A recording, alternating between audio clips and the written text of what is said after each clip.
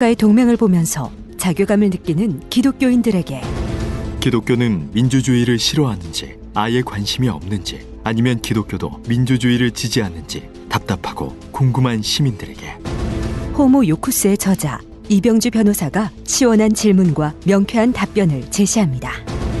박근혜 사태와 기독교의 문제, 기독교인들에게 민주주의는 무엇인가? 도서출판 대장간. 100년 이상 살 수 있는 장수 어종, 캐비아를 낳는 어종으로 더욱 유명한 철갑상어. 이 철갑상어를 진액으로 만들었다는데 그 이름하여 사랑어. 오메가3, 필수 아미노산, 각종 미네랄, 컨드로이친 등 100년 장수 철갑상어를 진액으로 한 컵에. 좋다, 좋아. 철갑상어 진액 사랑어. 스태미나가 콸콸콸. 검색창에 사랑어.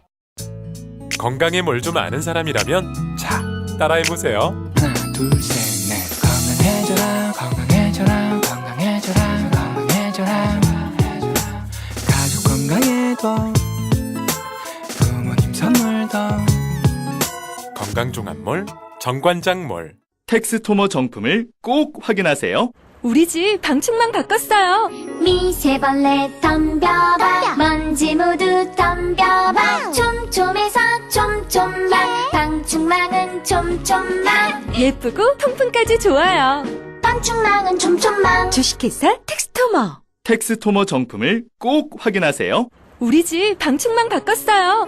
미세벌레 덤벼봐 먼지 모두 덤벼봐 촘촘해서 촘촘만 방충망은 촘촘만 예쁘고 통풍까지 좋아요. 방충망은 촘촘만 주식회사 텍스토머.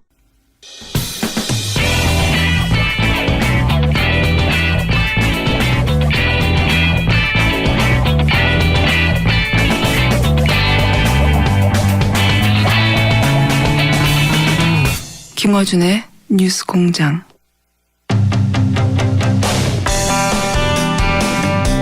지난 추경안 통과 과정에서 화제가 된 분입니다. 네. 그리고 그 일로 당에서 징계하자는 그런 얘기가 나오고 있죠. 장재현 의원 스튜디오에 지금 나오셨습니다. 안녕하십니까? 안녕하세요. 네. 장재훈입니다.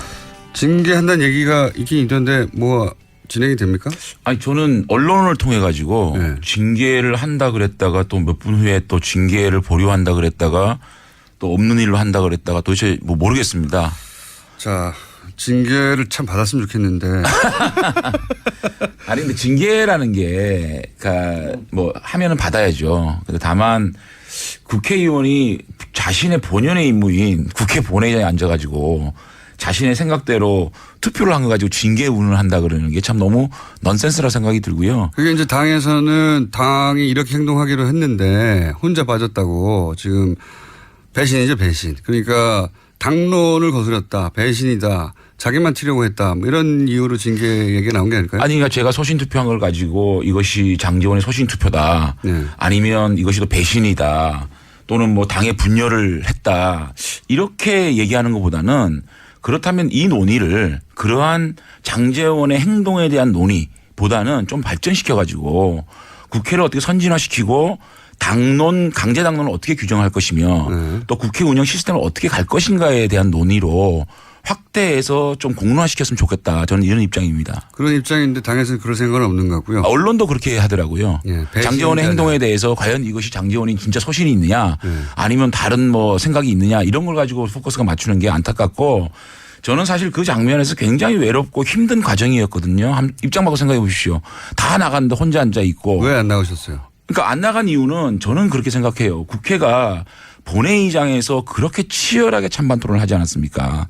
그러면 찬반 토론하고 난 다음에는 표결로 한다는 그런 것들이 좀 이제는 관례화되는 그러니까 우리 국민들이 지금 20대 국회에서 왜 다당제를 갖다가 주셨을까요? 그러니까 다양한 국민들의 요구나 국민들의 생각들을 국회에서 녹여내서 이것들을 찬반 토론을 통해 가지고 이제 싸우지 말고 국회가 좀 생산적이고 합리적으로 의사결정을 하라라고 다당제를 만들어 주셨잖아요.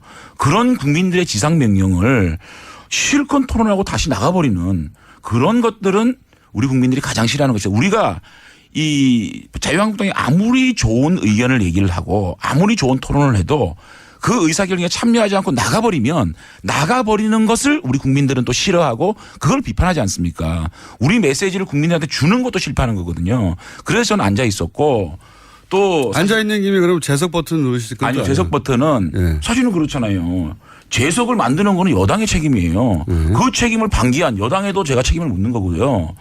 소신 투표를 한 거는 저는 진짜 이렇게 생각을 해요. 찬성을 하셨죠. 찬성. 네. 예. 찬성을 한 거는 이 추경안이 결국은 쟁점이 공무원 증원을 세금으로 해서 그것을 일자리다. 그게 생산적인 일자리냐는 부분이잖아요. 예. 12,000명을 원안에서 요구를 했습니다. 정부 여당이. 그런데 그것이 2,500명까지 양보를 받아야 하는 거지 않습니까? 네. 그러면 정우택 원내대표가 협상 잘한 거지 않습니까? 그래서 같이 새벽 몇 시에 새벽에 뭐 이렇게 야 3당하고 뭐 저 민주당이 같이 통과시키기로 한 거를 9시 반으로 늦춘 거 아닙니까? 네. 그러면 자유한국당 요청해서 줘준 거죠. 예, 그래서 이렇게 협치를 하고 서로 양보를 받아낸 안을 찬성을 하고 반대를 하고는 정말 국회의원 개개인의 어떤 생각대로 소신 투표를 할 수 있게 만들어야지. 그러니까 다른 분들은 다 반대했는데 의원님은 왜 찬성하셨어요? 그거는 자신의 소신이잖아요. 저는 찬성한 이유는 분명히 있는 겁니다. 이 추경안만 놓고 보면 지금 현재 문재인 정권입니다. 예. 야당은 또 거기에 반대할 자격이 있는 것이고. 예. 그러면 이것이 완전히 원한대로 직권상정단 아닙니까? 45일 동안 원내대표단, 예결위 간사단이 협의를 해가지고 12,000명의 증원을 2,500명. 2,500명도 경찰 공무원입니다.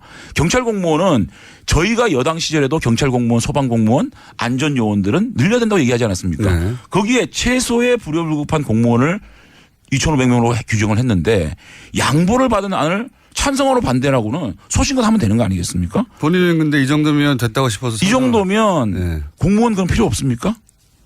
저는 이 정도면 충분히 양보를 받아는 아니다. 예. 그래서 저는 찬성을 한 거죠. 자유한국당 왜 계세요 그러면? 아니 그러니까 제가 얘기하는 게 이 강제적 당론을 어떻게 규정할 것이냐, 네. 권고적 당론을 어떻게 규정할 것이냐, 아니, 자율투표는 어떻게 할 것이냐에 대한 당에 있는 모든 공론의 사람들과 논의를 생각이 다른 자유한국당이 계속 아니요 있을 생각이 거거든요. 다른 건 아니죠. 네. 생각이 다른 건 아니고 그 부분만 다르다. 그렇죠. 네. 그렇기 때문에 저는 강제적 당론이라는 게 정말 당의 존폐 문제, 대한민국의 국방 문제, 안보 문제 이런 심각한 문제라든가 아니면 여당 단독으로 직권상정하는 문제 이런 문제가 아니면 이제 국회의원 개개인의 뜻에 따라서 자율투표할 수 있는 그래서 강제적 당론을 최소화할 수 있는 그런 것들을 좀 공론화하고 싶어요. 알겠습니다. 근데 이제 그거 덕분에 김태현 의원은 그 덕분에 이제 그 전부터 인생에서 가장 후회하는 결정 중 하나라고 저희 복당한 것을 저희 방송에서 말씀하시고 나서는 김태현 의원이 당을 나가야 할 거다 이런 말씀도 하셨고 또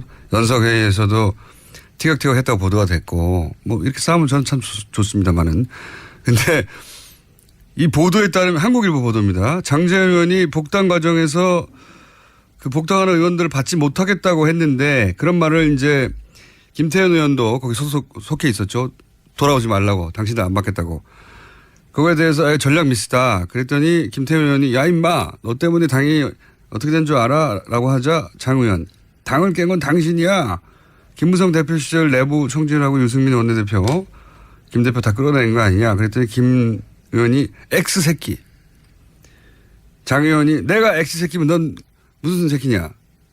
라고 보도됐습니다. 대충 사실관계가 맞나요? 대화에? 아니 근데 내가 굳이 김태형 의원하고 좀 이렇게 실랑이를 한 거를 네. 여기서 또 김태형 의원으로 또 타켓을 해가지고 얘기할 생각은 전혀 없고 김태형 의원 다만 이것이 보도됐기 때문에 네. 그 내용들을 비공개 회의에서 있었던 얘기를 저는 하지 않을 생각이었습니다. 그런데 보도가 이미 됐어요. 보도가 됐기 때문에 제가 그 사정을 좀 설명을 좀 드릴게요. 네.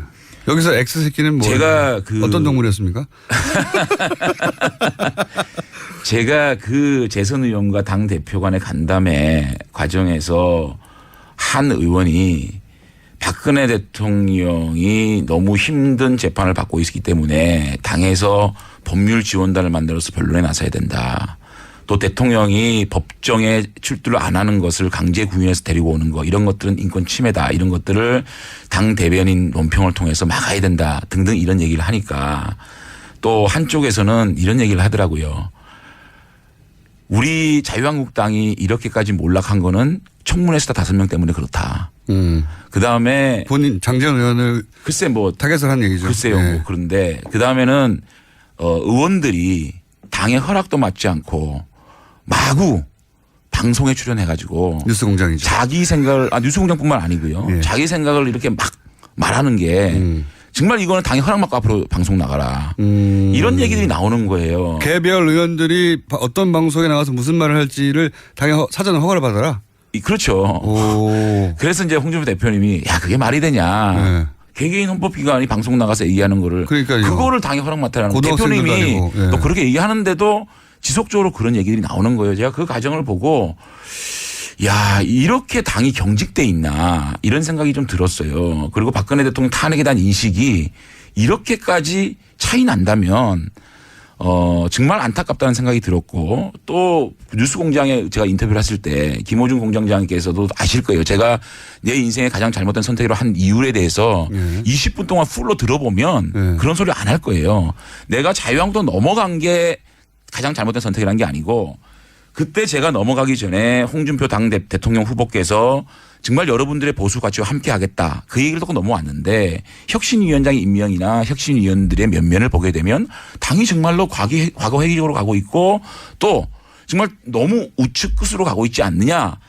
그렇다면 지금까지 진행된 과정을 보게 되면 이것은 정말 내 인생의 잘못된 선택 아니냐. 그러니까 이 잘못된 선택이 잘된 선택이 되기 위해서는 내가 노선과 가치에 대해서 이제는 논쟁을 하겠다. 이런 얘기를 한 거 아닙니까? 이제 그런 부분들을 제가 충분히 설명을 했어요. 하고 나니까 이제 그런 얘기들이 나온 거예요. 이런 얘기가 왔던 건 사실이고요. 사실입니다. 제가 이 질문을 드린 이유는 뭐냐면 김태현 의원은 이제 뭐 공이 친박 의원으로 알려져 있는데 지금 자유한국당은 여전히 친박이 주류이고 친박의 뜻이 실제 당론화되거나 당을 움직이거나 할 만큼 힘이 있습니까? 글쎄 제가 그건 내용적으로는 잘 모르겠어요. 그분들하고 뭐 사적인 대화를 나누거나 교감을 가지지 않았으니까.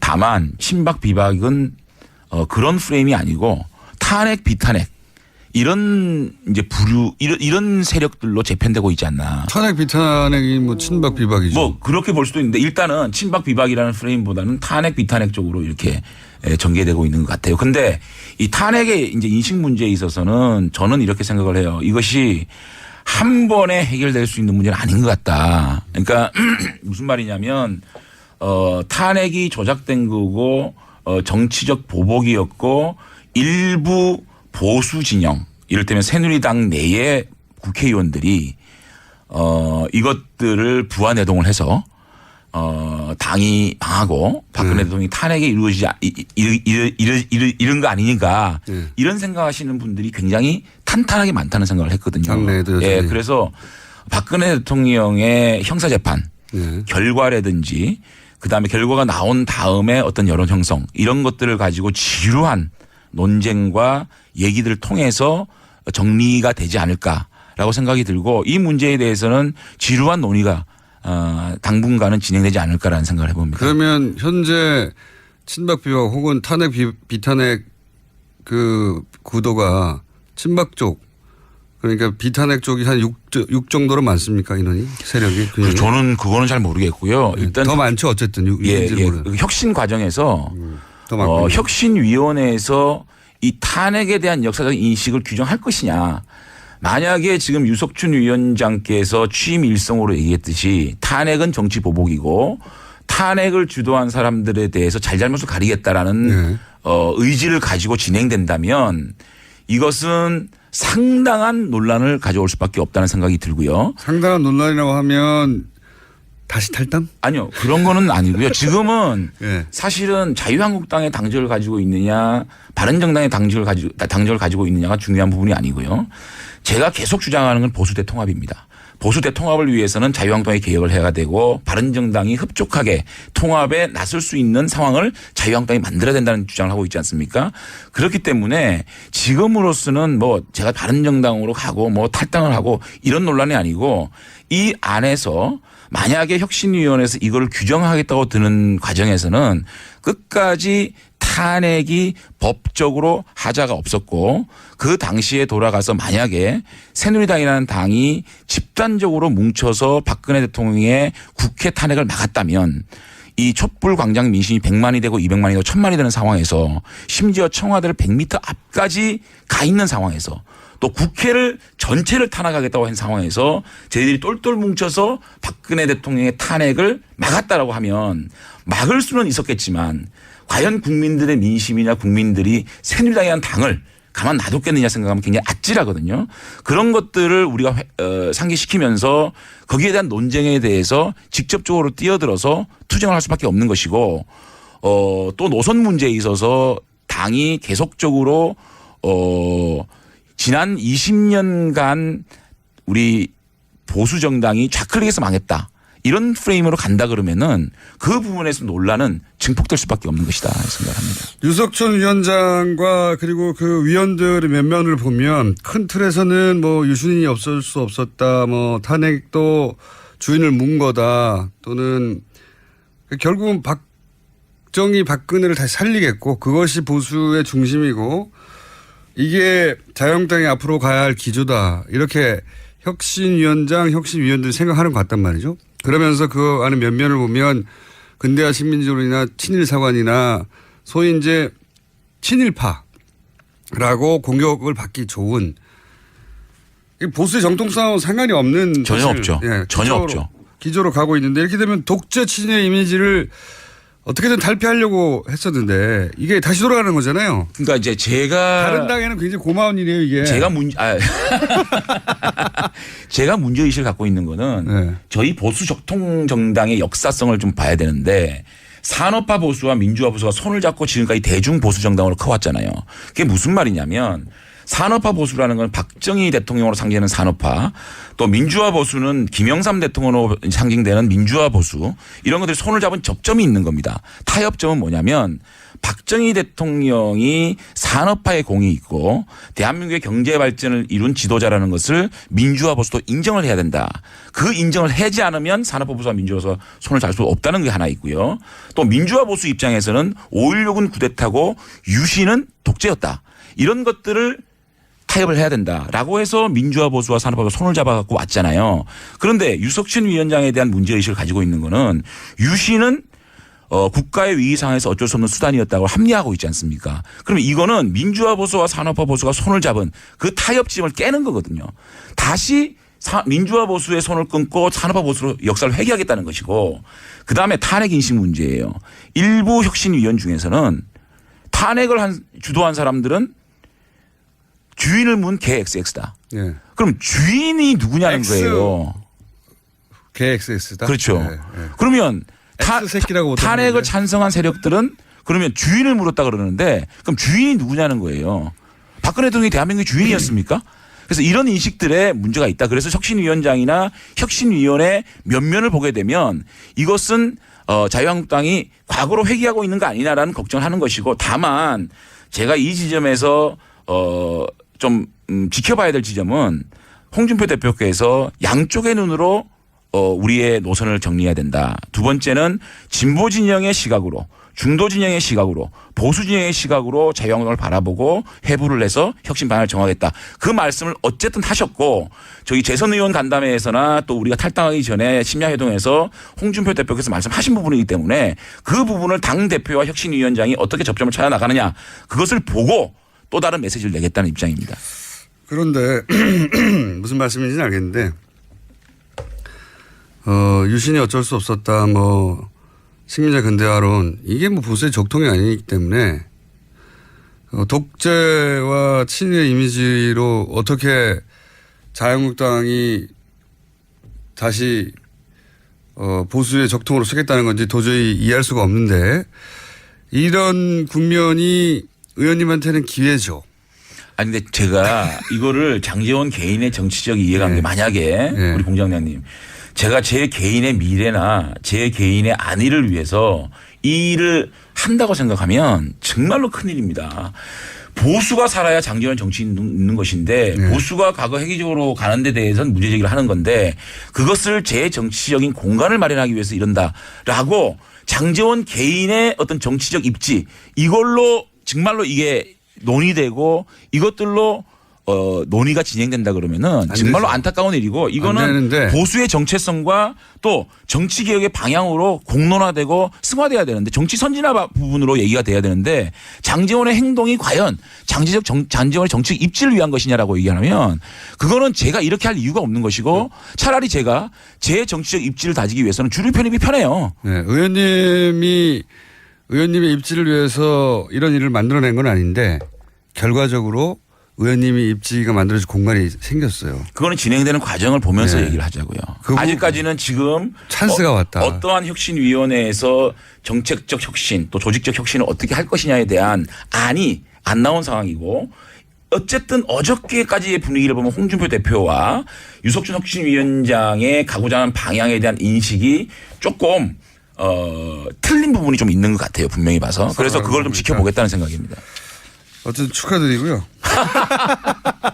공간이 생긴 걸 축하드리고 한 가지만 더 말씀드리고 짧게 담배값 인하한다고 그러잖아요. 이거 어떻게 생각하십니까?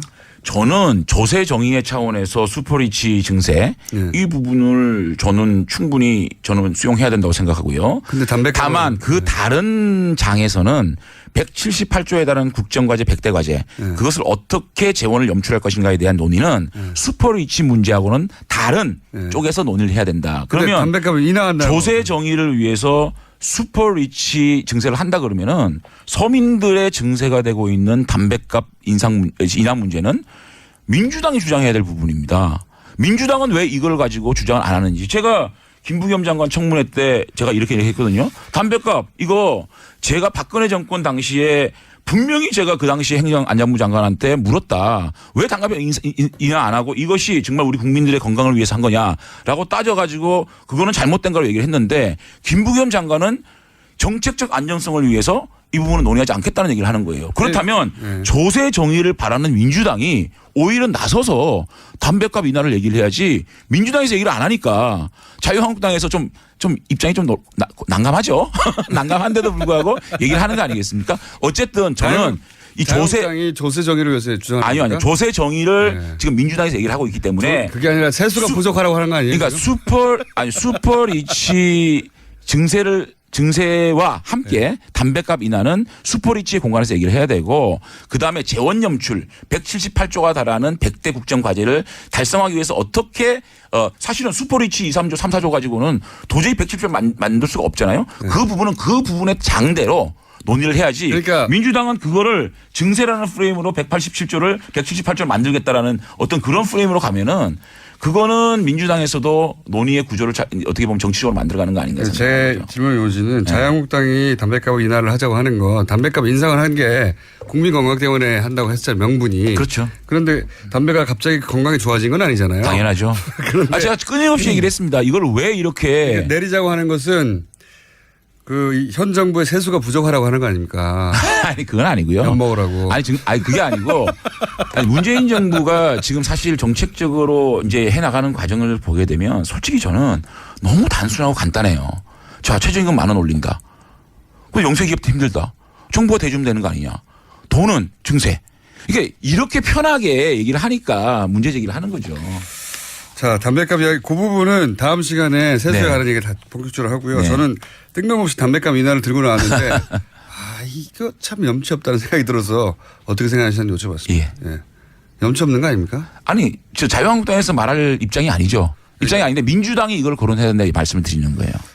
민주당은 또 그 세수를 감안해서 작전을 짰을 테니까 못 내리겠죠, 이제는 또. 그거 한번 이제 제가 저 안행이니까 행안위에서 한번 김부겸 장관한테 따져보겠습니다. 그걸 공격하려고 또 내린다고 하는 얘기 아닙니까? 세수 부족을 맛보라 이것들아 이거 아닙니까?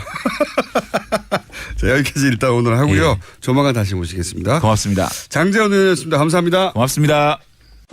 또 떨어졌어. 너 또 입사 시험 봤어? 아니, 차량용 핸드폰 거치대 말이야. 여러 개 사봤는데 실패의 연속이야. 떨어지고 시야 가리고 운전석에서도 뭐 알고 뭐 좋은 거 없을까? 싼 것만 찾으니까 그렇지. 제대로 된 거 하나 사서 편리하게 쓰는 게 더 낫지. 그런 게 있어? 그럼 있지. 1, 2, 3 할 때 2. 힘 세다 할 때 힘. 2 힘.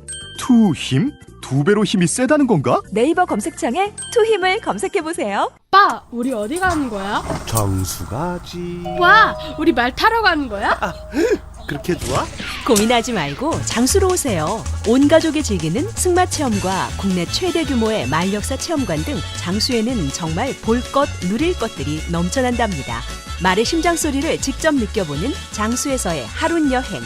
장수는 항상 가까이 있습니다. 주말 여행은 장수로. 승마 체험 예약은 063-350-5486.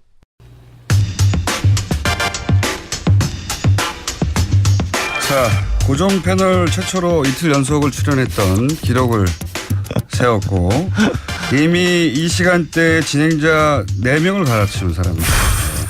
그런데도 계속 살아남은 제가 진행하는 동안 반드시 관두게 만들겠다고 제가 첫 시간부터 얘기했었는데 자 오늘 무슨 아이템을 주고 있습니까? 그래서 새벽에 잠을 못 자요. 근데 아이템 전에 요즘에 또 전화 올까 봐.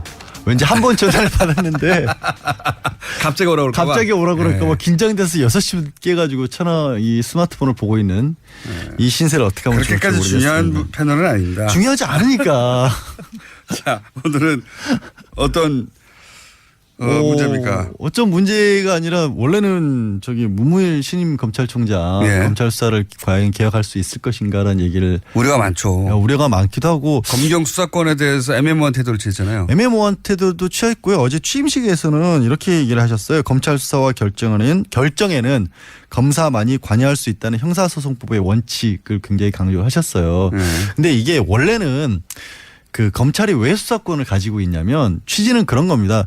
경찰만 한번 보고 이게 그냥 재판에 넘겨버릴 경우에는 국민의 인권 침해가 있을 수 있다. 그러니까 검찰이 한 번 더 보고 나서 제대로 됐는지 안 됐는지를 보고 넘기겠다는 취지인데 그것도 근데 저는 나중에 만들어진 취지로 알고 있고. 그러니까 나중에 만들어진 취지가 맞아요. 왜냐하면 이제 50년대 60년대 우리가 일제시대 잔재로 경찰 국가했던 적이 있잖아요. 그러니까 그때 경찰의 힘을 빼기 위해서 검찰 제도를 이런 식으로 바꾼 건데 지금은 또 그런 시대는 아니잖아요. 일제시대에 소위 이제 검사는 일본인들이 하고 경찰을 소위 이제 조선인들을 써서 조선인들에게는 기소권을 줄 수 없고 직접 또 수사를 해서 이제 조사를 할 때 불령선인들하고 우리 일본의 검사가 같이 직접 대화할 수 없으니까 일단 경찰 리들이 조사를 해오면 내가 서류만 보고 검토를 하겠다는 게 옛날 취지였고. 그렇죠. 그래서 이게 이렇게 됐던 거지. 이게 검사들이 지금 말한 여러 가지 이유들 나중에 발명된 거예요. 아니 그래도 어쨌든 발명을 했더라도 지금은 어쨌든 검찰이 인권보호기관이라고 생각을 하고 있고 아마 문무일 신임 검찰총장 같은 경우 그 부분을 굉장히 강조를 하고 싶으신 것 같은데 문제는 국민들이 또 검찰이 인권보호기관이었어? 라고 생각하시는 분이 몇 분이나 될까. 이런 경찰에 비해서 검찰은 인권을 더 보호한다고 검찰은 생각하시는 것 같아요. 그러니까 그렇죠. 근데 국민들은 이제 수사를 받아보시면 이제 검찰 직접 수사밖에 안 받아보셨죠? 경찰에서도 받아봤습니다. 받아보셨어요? 그럼 이제 얘기가 통하겠네 쉽게. 보통 이제 수사를 받으시면 당황하시는 게 경찰에서 수사 받고 할 얘기 다 했는데 검찰로 또 불러서 똑같은 얘기를 하게 만드니까 오히려 그거는 국민들이 이게 인권 보호를 위한 것이라는 생각을 하는 게 아니라 불편하다는 생각만 하실 때도 있거든요. 그럼 그 어떤 모순을 어떻게 극복을 할 것인가. 그리고 신임 이게 뭐냐면 국민들만 그렇게 생각하는 게 아니라 예전에 검찰에 조금 연배가 있으신 좀 원칙주의자 이런 분들은 다 지금 말씀드린 것처럼 인권 보호 차원에서 이게 꼭 필요하다고 하는데 또 좀 젊은 검사들은 야 좀 안 했으면 안 되겠냐. 왜냐하면 다 지고 있으니까 이게 다 일일 뿐이다. 그리고 국민도 바라지 않는다라는 목소리가 검사들도 해요. 검사들의 이제 명예로 생각하는 것 같고 그리고 이제 경찰을 부리는 우리는 상급기관으로서의 권한으로도 생각하는 것 같고. 근데 그거를 신임 검사 좀 젊은 층에서는 별로 바라질 않아요. 그런 걸 가지고 명예를 있다라고 생각 안 하거든요. 그거 전체가 검사의 힘을 상징하는 거라고 생각하고. 근데 위에 이제 고위직들은 그렇게 또 생각을 하죠. 위상으로 생각하고. 그러니까 그런 여러 가지 것들을 과연 어떻게 극복을 할 것인가인데 문제는 그런 것 같아요. 그래서 이제 막 검사 취임식 때도 문 대통령에게 한시도 정말 하늘이 바라는 게 너무 많아서 길 떠나는 나그네한테는 하늘에게 맑기를 바라고 또 뭐 아낙네들 같은 경우 농부 같은 경우 비 오기를 바란다. 나도 힘들다. 농부는 이제 여기서 검사고. 네. 아니지. 왜 또 그렇게 해석을 하세요? 아니 그 대통령이 원하는 바와 자기 뒤에 있는 검사들이 원하는 바가 달라서 곤란하다. 그렇죠. 뭐 이런 거죠. 예. 네. 근데 제가 생각했을 때는 오히려 하고 싶은 말씀은 그 성경책도 보신 적 있어요? 성경책 본 적 있죠. 그러니까 겟세마네 동산에 예수가 네. 잡혀가기 전에 네. 기도를 하잖아요. 이 잔을 피해갈 수 있도록 해달라고. 네. 자기가 죽을 줄 알기 때문에. 네. 지금 문무일 검찰총장의 심정은 사실은 십자가에 스스로 검찰을 못 박아야만 하는 그런 본인을 못 박아야 되죠. 본인을 못 박아야 되는 예수의 심정이 아닐까. 굳이 너무 그 위대하게 비유를 했을까? 네, 그렇습니다. 하여튼 그래서 그게 무슨 고귀한 작업이 아니에요. 그냥 해야 하는 거지. 아니 그렇더라도 전 세계가 다 그렇게 하고 있는데 우리나라만 당하는 사람 입장에서는 아니 그게 당하는 게 아니고 당한다는 건 정당한 것을 하고 있는데 네. 누군가 부당하게 요구할 때 당하는 거고 이거는 당연히 해야 되는 걸 자기들 힘으로 막아왔던 거죠. 그렇게 한시를 읊었더니 이제 문재인 대통령이 필요 없다. 어쨌든 해주길 바란다. 한시를 못 알아들었을 수도 분명히 있고요. 분명히 아니 대통령한테 그런 또 아니 대통령이라고 한시를 다 잘합니까? 하여튼 취지 아니 왜냐하면 분명히 우리가 청문회 때도 그랬고 취임식 때도 그랬고 약간은 좀 거부하는 듯한 그런 태도를 취했는데 네, 그렇게 할 수밖에 없는 부분도 좀 이해가 근데 가요. 대통령은 이렇게 얘기를 하셨잖아요. 내가 보니까 검찰총장은 나와 뜻을 같이 하는 것 같더라. 그 한쪽 귀로 들어온 걸 한시를 못 알아들었어요. 내가 보기에는. 그러니까 해라 이렇게 얘기를 했고 한시를 한자로 읽었나요? 아니면은 그건 풀어서 한글로 풀어서 아니요 한시로 모르겠는데 그건 그러니까요.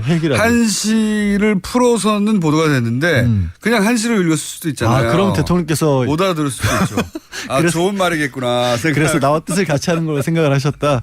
하여튼 그래서인지 모르겠는데 들어가자마자 처음 일 시작한 게 대검 정보기획관실을 거의 해체하다시피 하고 있어요. 그런데 그 부처들을 해체하거나 또는 또 하나 해야 될 일 하나 중에 이제 소위 그 라인들 정리하는 것도 해야 되겠죠. 특정 라인들 무병호 라인으로 대표되는 정리해야 될 텐데 그것만으로는 부족하고. 물론 그것만으로는 부족한데 정보기획관이라는 게 워낙 특수한 자리이기 때문에 그렇죠. 지난번에 이제 사실 대검 중수부도 없애고 그러면서 검찰총장이 직접적으로 힘을 발휘할 수 있는 건 하나도 거의 안 남아 있거든요. 근데 대검 정보기획관이 거의 유일한 데였어요. 그러니까 그거 남아 있어도 되고요. 검경 수사권 분리만 하면 됩니다. 제가 보기에는 그러니까 이 8 정도만 내주겠다는 8 정도를 팔 내주는 것도 쉽지 않잖아요. 여태까지는 그렇게 안 내줘 봤었는데 일단 조그만 분야에서라도 시작을 할 텐데 한 가지 제가 부탁드리고 싶은 거는 이제 문무일 신임 총장께 직접 부탁하시죠. 제자는 안 받으실 거 아니에요. 아니 모르죠. 지금 모든 종편에 다 나가는 사람인데 제가 이런 사람입니다. 그러면서 바쁘셔서 종편 일주일 몇 회 출연 딱 줘가지고. 그러니까 하여튼 다른 게 아니라 너무 혼자서 다 짐을 짊어지려 하지 마시고 우리 국민들이 바라고 있는 부분들을 그냥 내려놓는다는 기분으로 들어주시면 되지 않을까. 예수님은 인류를 대속하려고 한 건데 이거는 자기들 그릇을 지키려는 거잖아요. 예수님하고 비교하면 안 됩니다. 국민을 위해서 대속을 하시란 거죠. 국민을 위해서 여태까지 지켰던 검찰의 그럼 검경 수사권 분리에 찬성을 하셔야 되잖아요. 그러니까 찬성할 수밖에 없을 거예요. 대통령이 못 알아듣는다고 했는데 뭐 어떻게 해요. 한시를 몰라서. 나는 모른다. 나랑 뜻을 같이 하는 것 같다라고 분명히 얘기를 하셨거든요. 대통령께서. 아니 그렇잖아요. 다 알아들었는데 못 알아듣는 척할 수도 있군요. 어쨌든. 그러면 이걸 꼭 확인해 보세요. 청와대 연락하셔가지고. 대통령께서 한시로 한 것이냐 아니면 한글로 풀어서 했는데 한글로 풀어서 읽었느냐 그런데도 못 알아듣는다고 굉장히 하셨는지. 중요한 대목이네요. 그러게요. 확인해 봐야겠습니다. 굉장히 중요한 대목이고 한시로 읊었으면 이제 못 알아들어서 검경 수사권 분리가 되는 거죠. 이제 못 근데 알아들어서. 수사권을 포기하는 방법도 한 가지 되게 쉬운 방법은 있어요. 이제 형사사법 원칙상 검찰이 관여를 해야 된다고 하지만 미국 검찰은 어떻게 하냐면 그냥 기소를 안 해주는 방식으로 수사권을 가지고 있지 않으면서도 경찰을 통제하는 방법도 있거든요. 아니 그거 얼마든지 가능. 그러니까요. 그 얼마든지 가능한 방법이라고 생각하고 근데 검찰은 다 하겠다는 겁니다. 그냥. 그러니까 그거는 자기들이 다 가지겠다는 거예요. 그건 못 알아듣는다고 했다니까 대통령이 끝났어요 얘기. 근데 그 시의 마지막 문구가 뽕잎다는 아낙네는 흐린 하늘을 바라네 이렇게 돼 있거든요. 그 청와대 문의하실 때 아니면 저기 문무일 신임 검사총장에게 문의하실 때 이 안학내는 누군지 좀 물어봤어요. 농부하고 하늘은 이해하겠는데 뽕립단의 안학내는 무엇인가? 뽕립은 무엇인가? 무엇을 상징하는가? 아, 또 신성한 얘기를 했는데 꼭 끝을 이런 식으로 흐리세요. 나 예수까지 오늘 등장을 시켰는데. 뽕립단을 안 하는 데는 우리가 전통적으로. 그러니까 이상해지잖아 갑자기. 전통적으로 에로의 소재로 과거에 90년대에 적극적으로 활용했어요. 다 같이 사랑하자 이런 뜻이겠죠. 요 대목을 꼭 확인해서 다음 시간에 나와주세요. 뽕립은 무엇을 의미하는 거냐. 다음 시간 다 흘렀어요. 너무 야한 거 아니냐. 양지열 변호사였습니다. 감사합니다. 고맙습니다.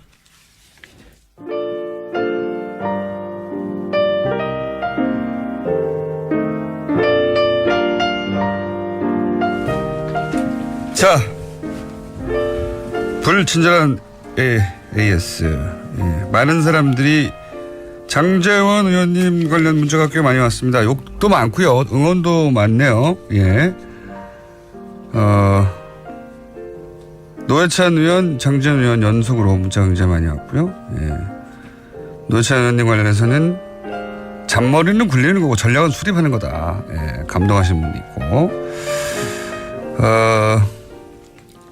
장제원 의원님 관련해서는 많은 사람들이 재원, 아이로 알고 있는데 이다, 제자가 라는 걸 알려드립니다. 왜냐하면 장제원 의원 관련 문자가 대부분 아이로 오고 있네요. 네. 이다. 예. 자, 그 외에 누가 멀리서 듣나 계속 오고 있는데 오늘 안 왔네요. 웬일이죠? 예. 오늘은 이제 다 끝났나 봅니다. 누가 멀리서 듣나. 드디어 발표해야 될 시점이 왔나 봅니다. 그리고 제가 오늘도 바람이 샌다고 어부연합이 뭡니까? 네, 라고 하는데 어버이연합을 말한 걸 것 같습니다. 알아서 좀 챙겨서 새겨서 들어주십시오. 제가 어부연합이라고 했나요? 어버이연합이었음을 AS를 통해 정정하는 바입니다. 여기까지입니다.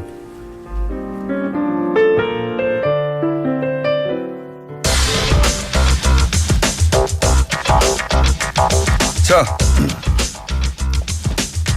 과학과 시사와 개그를 접목시킨 파터 원종훈 씨 나오셨습니다. 네, 안녕하세요. 예. 네, 7분 20초가 있군요. 자, 오늘 주제 뭡니까? 네, 빨리빨리 하죠. 예. 네, 오늘은 오랜만에 그 신비한 동물의 세계를 탐구해 보려고 하는데요. 신비한 동물의 세계? 네. 예.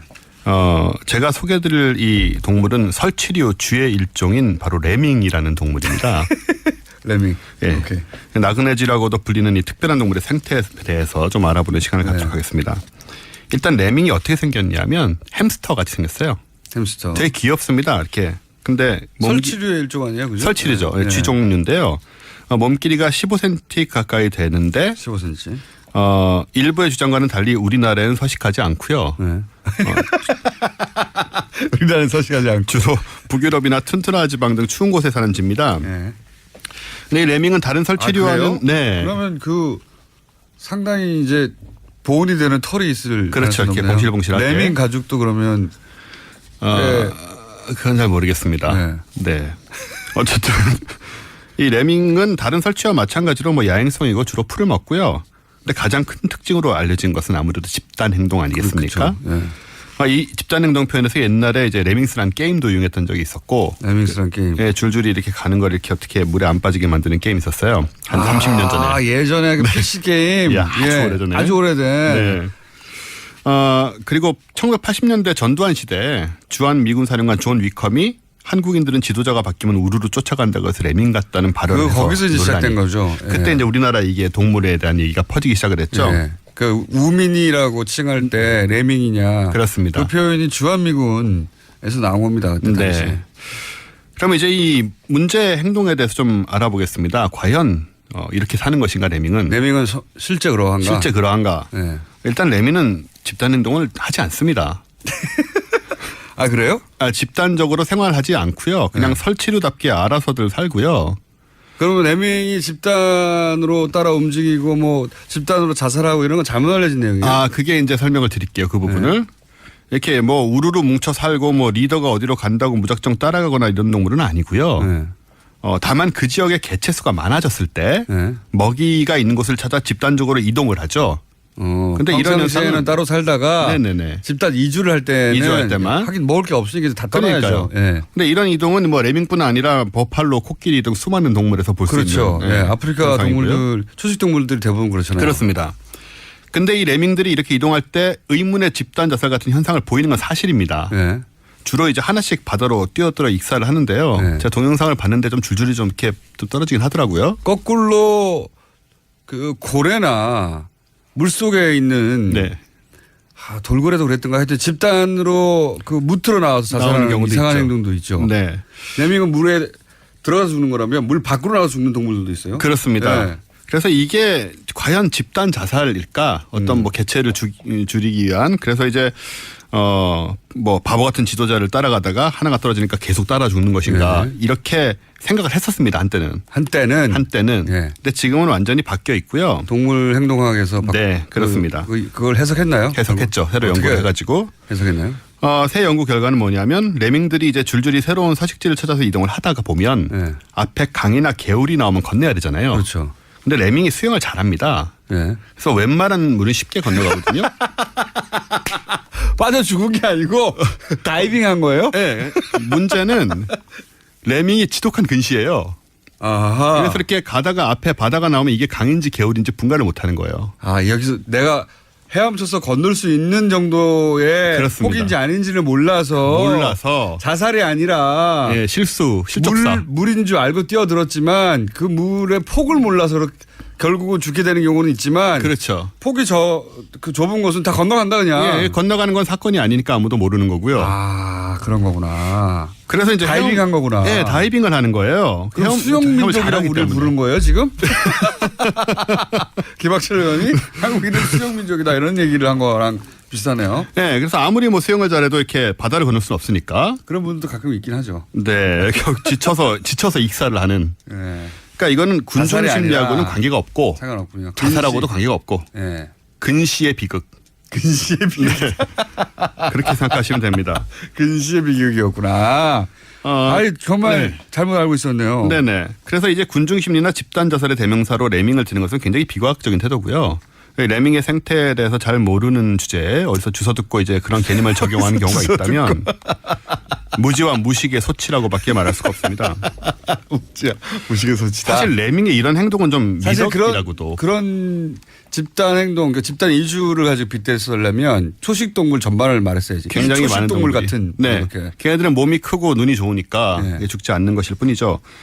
사실 레밍이 근데 이런 행동은 일종의 미덕이라고 볼 수 있는 게 레밍이 원체 새끼를 많이 낳아요. 그래서 1년에 10마리, 20마리씩 낳기 때문에 그러다 보면 서식지 개체수가 금방 불어나잖아요.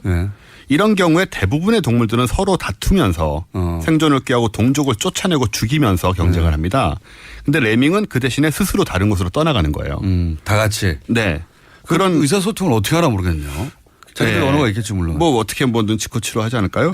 그런데 그런 이주의 과정에서 비과학적으로 답하네요. 네, 모르니까. 이주의 과정에서 바로 이제 근시로 인해서 목숨을 잃는 것인데 차라리 숭고한 행위라고 할 망정 군중 심리는 아니다. 그 말씀드리고 싶고 제대로 이게 최근에 밝혀진 겁니까? 밝혀진 건 꽤 됐습니다. 그래요? 예. 우리가 그냥 모르는 거죠. 그냥 한 10년, 20년 이상 됐어요? 그렇죠. 오래된 얘기네요. 이런 얘기 한번 굳어지면 그냥 진리가 돼 버리니까요. 그러니까 계속 인용되고. 알고 봤더니 레밍을 자세히 알아봤더니 그게 아니었다. 네. 다이빙을 했을 뿐이다. 다이빙을 했을 뿐이다. 건너려고. 네. 과감한 행동이죠. 과감한 행동. 물이야? 다이빙 수영하지 뭐. 그렇게 했는데 너무 넓은 바다로 뛰어들었어. 그렇습니다. 죽게 되었다는 사연이구나. 우리가 이 레밍들을 통해 배울 점이 있는데요. 바로 며칠 전에 우리 사회의 공동체 의식에 대한 지적이 나오지 않았었습니까? 예, 기억나시죠? 그런 분들이야말로 바로 이 레밍처럼 이 사회 문제들을 먼저 자각하는 선구자분들이 공동체를 위해서 자신을 희생하는 미덕, 또 레밍의 정신과 철학을 앞장서서 본받아야 하는 게 아닌가 그런 생각이 들기까지 했습니다. 마지막 시사를 접목시키려고 노력했네요. 네. 그냥 근시의 비극으로도 충분히 오늘 코너는 역할을 다 했어요. 네. 근시의 비극. 폭망한 건 아니네요, 그러면? 오늘은 홈런까지는 아니에요. 네. 홈런까지는 아니지만 충분히 3타 정도는 가나. 만족스럽습니다. 자, 오늘 여기까지 하겠습니다. 원종우 씨였습니다. 감사합니다. 감사합니다. 저는 김어준이었습니다. 내일 다시 뵙겠습니다. 안녕.